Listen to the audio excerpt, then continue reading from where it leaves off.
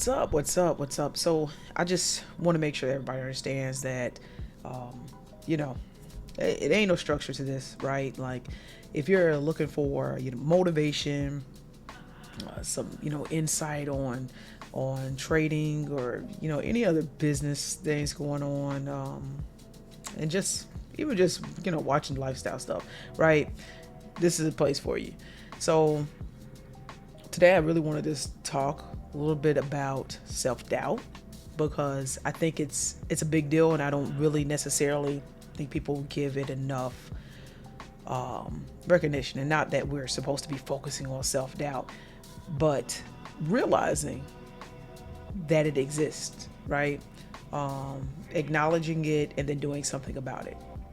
And so I say this because many folks, including myself, have experienced, self-doubt, lack of confidence, that imposter syndrome, right? Like, to hear all the things that you want, that you desire, and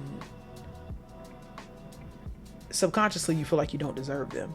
And it's that subconscious feeling that is a reason why you don't have them, right? Because in reality, you really don't believe it. You really don't believe that it's yours. And so, I mean, it doesn't matter, what it is.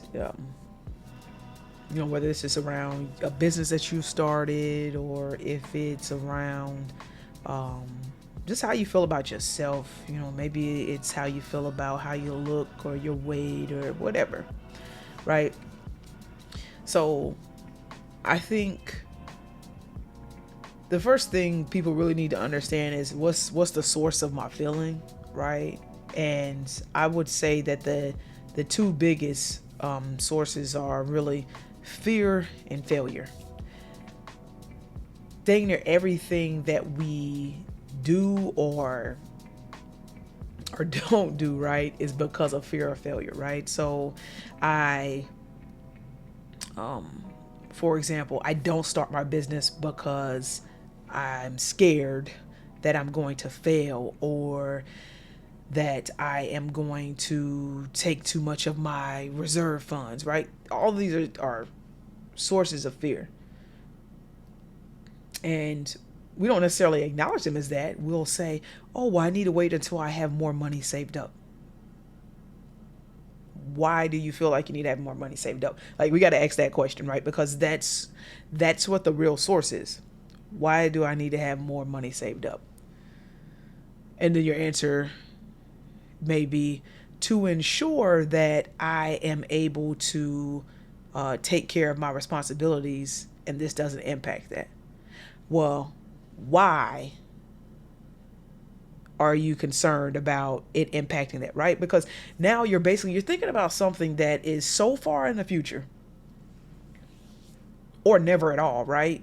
Essentially, you're thinking about something that may never happen, and it is now ruling you today. And I know people say you got to plan for the future and you got to do all these different things, right?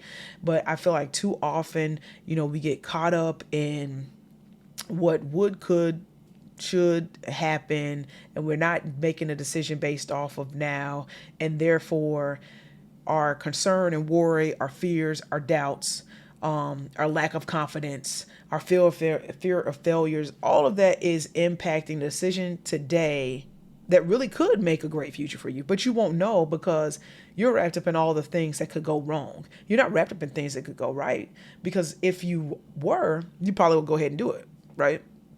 Let's think about this. You were thinking about that business because of what? You felt that it's going to give you freedom. You felt that you would be able to build a sustainable income. You feel that, if I start my business, in 2 years, I'll be able to leave my job, right? So these are all the things that motivated you to want to start. But then let's even say you start.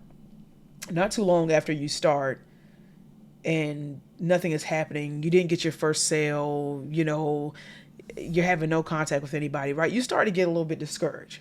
Here comes the self-doubt. Here comes the lack of confidence. Here comes the imposter syndrome, right? So at that point, everything starts to become about not the great things that it could be, but all the negative things that it could be. And now that starts to fuel all the decisions that you start to make, right? And so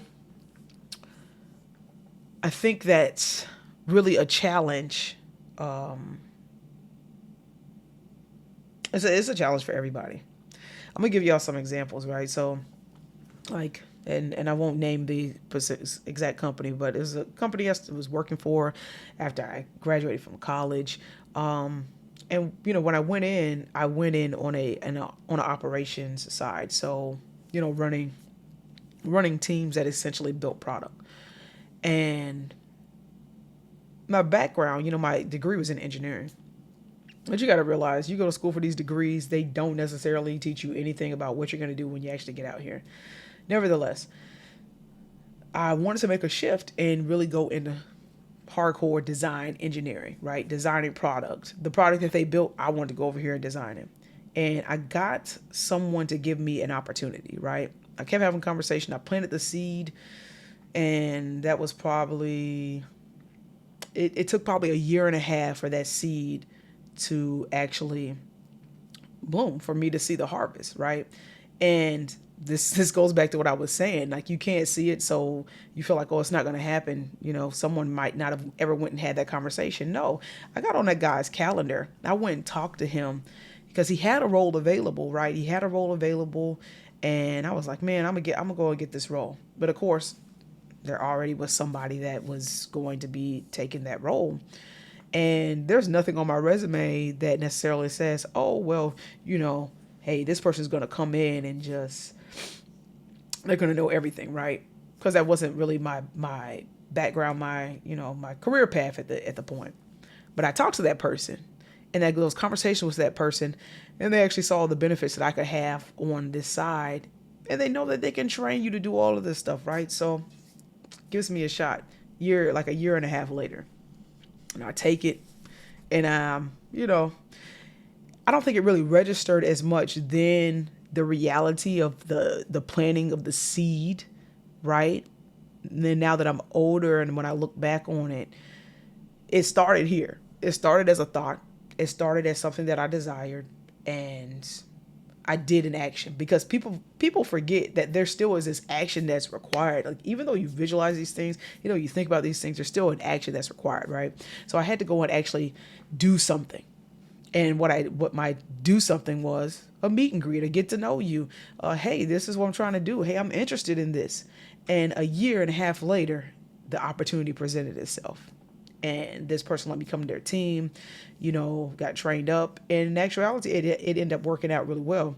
Even though in the beginning, I really was like, oh man, I don't know. This might be crazy. I mean, because I really had to go back and dig into the things I learned in college, some of the math and science there, to do this design work.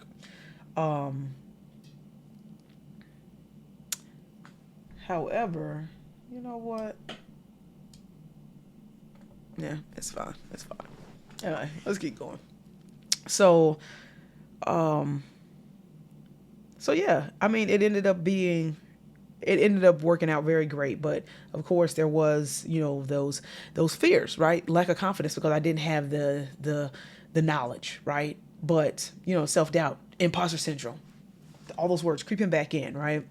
Even in trading, I've been on a trading journey for a long time, guys, and I've had to always tell myself not to get caught up in the time that it takes, because once you get it, you get it. And I know that I know dang near everything there is to know about trading.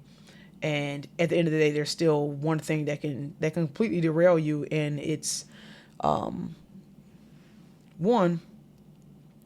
that the mindset, the mental. You can we'll get into the trading thing in that sense, because I got a lot of gems and jewels to drop. But what I will say is that I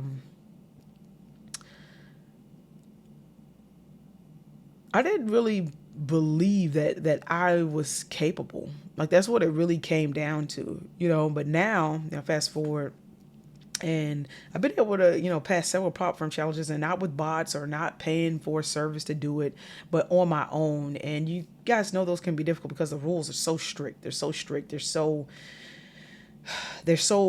just restrictive, compared to how you trade on your own, right? And as you're going through these things, and maybe you're a trader, you start to feel like, well, this ain't for me. Maybe I'm just not capable. And the reality is that that's not the case. It's not that you're not capable. There's just some things you got to work on, right? And again, we'll talk about that stuff in another video. I'm just giving you some examples of situations where fear, self-doubt, imposter syndrome really creep in, and how we gotta wrap them up.